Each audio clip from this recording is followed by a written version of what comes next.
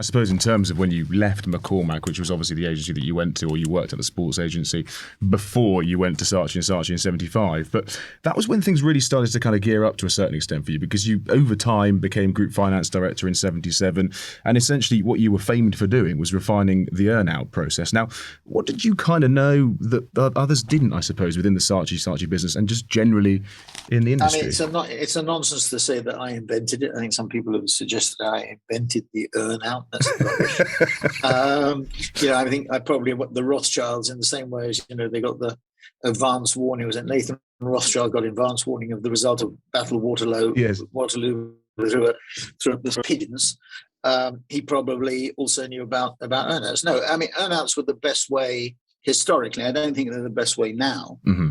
But the best way historically of quotes unquote buying people businesses, we at S4 now are merging with businesses because I fundamentally believe that one of the tenets of modern capitalism, sounds very pretentious, doesn't it? Should be the unification of ownership and control. I think one of the biggest issues for listed companies in particular, and private equity actually solves the problem through the carry. Mm-hmm.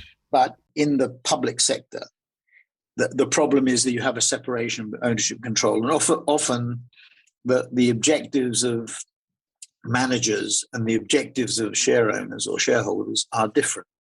And uniting the two is critically important.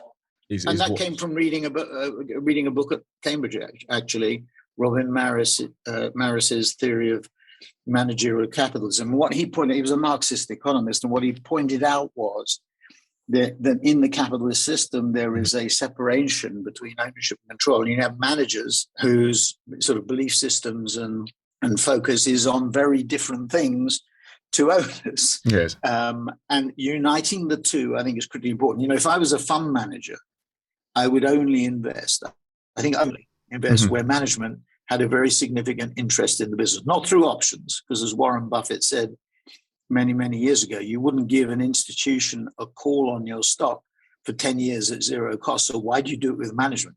I mean, options are a heads I win, tells you lose, mm-hmm. Flip of the coin for management. I mean, if you don't make it, you don't suffer anything. If you do make it, you benefit. So putting your money where your mouth is, mm-hmm. putting it very crudely, is critically important.